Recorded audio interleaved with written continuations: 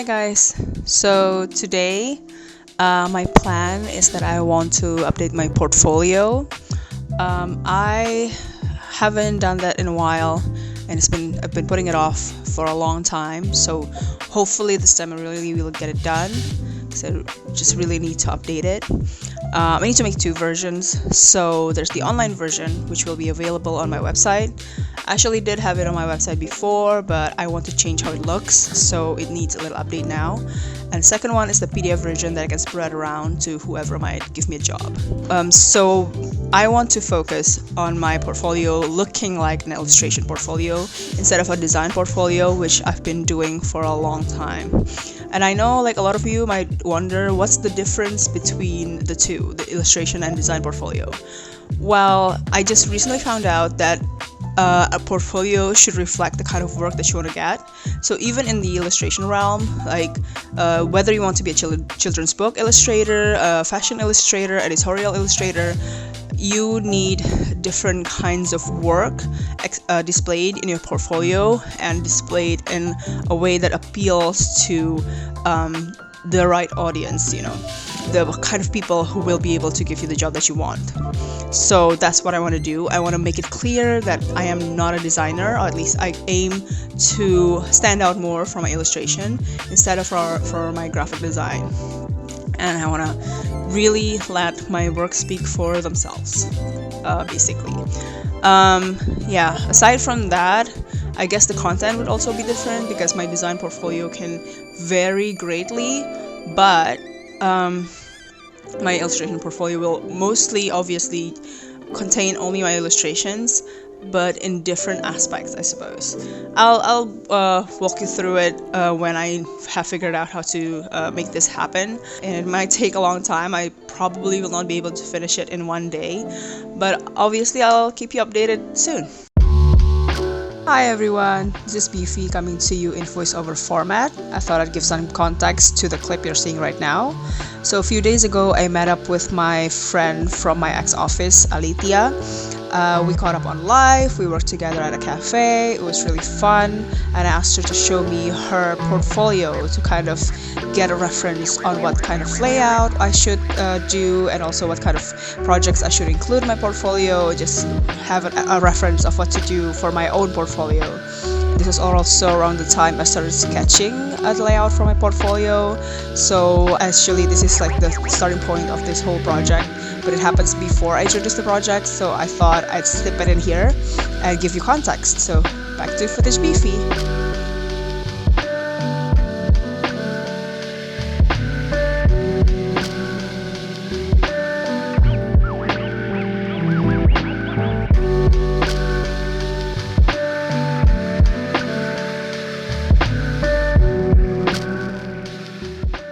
So I just want to show you what I've prepared for my portfolio so far.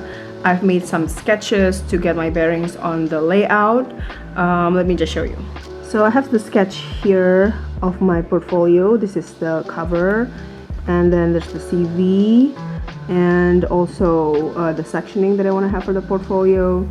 And I haven't really figured out how I'm going to display my work one by one. But I have transferred like these parts here to my InDesign file, and I want to make it more playful than any of my previous portfolios. So not so business-like, a lot more personality. We'll see how it turns out later.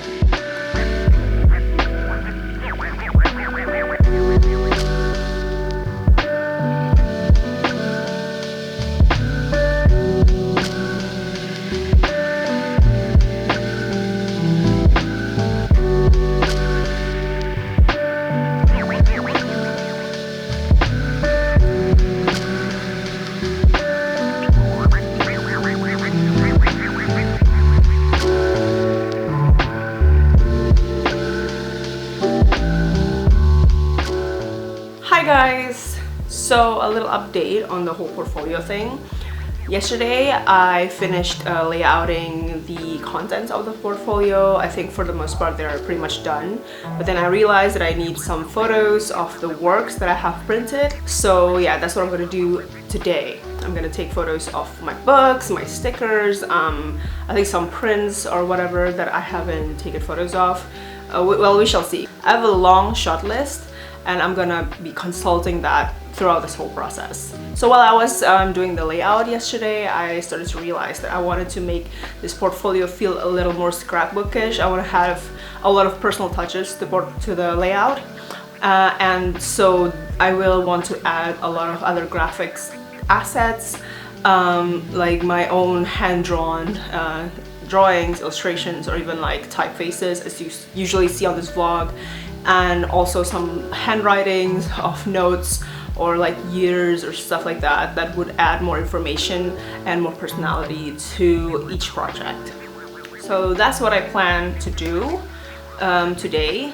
First, the photo will be my top priority, and then the graphics, the assets, and the handwriting thingy. Later today, if I can help it, I will also write down all the information of each project, because so far it's basically a lorem ipsum, and some writings from the past that I have evaluated, and it turns out they don't sound very nice. So yeah, as a copywriter, I feel like I would have to sell my work through my writings in a better way. And also, maybe if I have time, not maybe, I definitely will have to make time to finish blogging, because our blog post will be up tomorrow. And I've already written half of it, but the other half I have kind of neglected because of this project. So that's what I'll be doing today. I'll update you soon.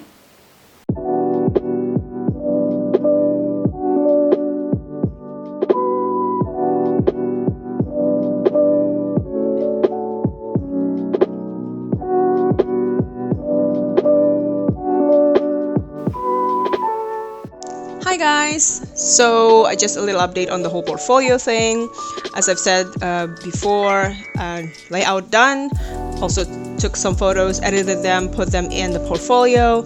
Now the only thing left is the graphic assets, the illustrative assets that I'm going to make today, which includes the typographical work that I have usually put on these vlogs to add personality to the portfolio and make them look more playful and true to my nature, instead of like very corporate-ish like I have done in the past.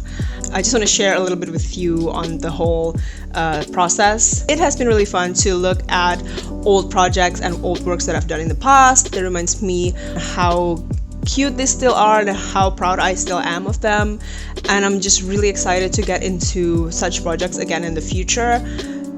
So I've included those in my portfolio as well. I think after I'm done with the asset and everything, I'd like to ask the opinions of some of my friends just to see what they think of this new approach to a portfolio, because I don't think I've ever seen a portfolio like this among my friends as well.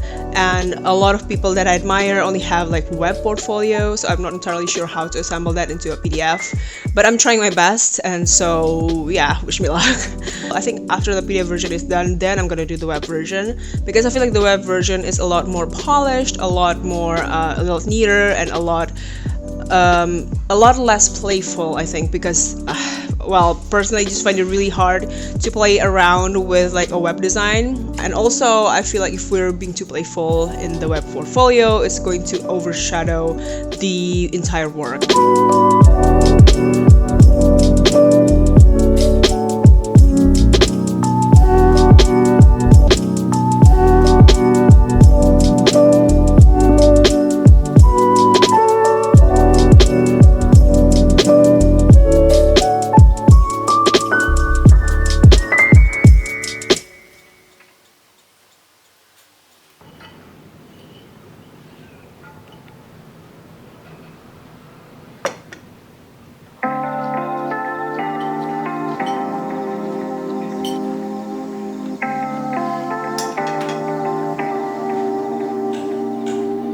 Hi guys, I just want to update you on the whole portfolio thing. So I finished the PDF version last night, and now I'm in the process of asking for feedbacks from my friends Hopefully, maybe they have something that they can give to me, like what to tweak and what I can improve. Meanwhile, I'm gonna go straight to the web version of the portfolio, which I will be doing today. You may remember from my first vlog, I already showed you the sketches for the layout of my web portfolio on Figma. So I'm just gonna go off that today and apply it to several of my projects. I think it's really helpful to have the PDF version done first, because now I know which projects I want to include and how I'm going to display the project and what kind of images I would need for them, and now I already have the images with me, so it's really great. And yeah, I hope to finish the web portfolio by today, or at the latest maybe tomorrow, so that I can finish it before the end of the week and maybe get it out there before like a lot of people or a lot of shops close, basically, because the holidays are coming, and I feel like even today a lot of people are no longer focused on this work situation. So yeah. And I think it's really important for me to talk about the inspiration of how I got the web portfolio layout to look like that, because I don't think I've ever mentioned it before. So I found this artist called Charlotte Day. I found her through Agung's work. He's my boyfriend. And I saw her website where her online portfolio is. And I find it really interesting because it's super simple in that it showcases her work perfectly. Like, you can totally see what kind of illustrations that she makes, like her amazing illustration skill. And I think that's how it's different from the PDF version that I have right now with the web portfolio that I will be doing. Charlotte Day divided her projects into two types. There's the multi-work projects. So the multi-work projects are usually like projects where she does multiple illustrations for one project, and when you click on these projects on her website, you will be directed to a different page where she will talk in great details about the projects, and you can see all the numerous series of illustrations that she has done for one project. And it's really like everything is there and in such great detail. She doesn't include like her process, like her sketches and stuff, but I think I'm going to do that for such projects for me. And then the second type of projects are the single work projects. So these are for her, like book cover illustrations and maybe labels, just anything that's really a one-off thing. You can see these projects on our website, and when you click on them, all you will be able to see is like one image per project, because there won't be any detailed description of the project, just that one image. And I think I'm going to apply this for my projects as well, where there are illustrations that are just because I don't have any other uses for them except just to draw them, and I think I'm going to include them on my portfolio to show my skills even more, but not try to make them feel more important than they really are. So I think another artist worth mentioning here is Rebecca Green. I have admired her work for ages, and we have kept in contact for years, and I love her creative approach, so I thought I would see how she would tackle displaying her work on her website's homepage. I think a lot of artists tend to really just show their work on their homepage, and then there's nothing else about what else they're doing or who they are as a person, etc. As someone with a strong online presence on her blog as well, I still want to keep that on my homepage so that visitors can easily find them should they find the need to. And I really love what Rebecca is doing here. First and foremost, you get a sense of who she is as a person. You see what she looks like, and then she directly and concisely introduces herself, her name, who she is, and where she is based. And then when you scroll down, you can see her work. You can see some of the illustrations that she has picked out as her highlighted works, and then you can click to see more of her work on a separate page. And then you will scroll down again, you can see other things that she offers, like her shop, and then her book, like the books that she has written and illustrated before, and then finally her blog, her Patreon, and her newsletter. So I really want to keep that on my website as well, other things that I offer, and maybe other ways you can support me and find me online. So yeah, that's what I want to do for my web portfolio. Hopefully I will get it done by today, but I will keep you updated soon. Thanks for following along.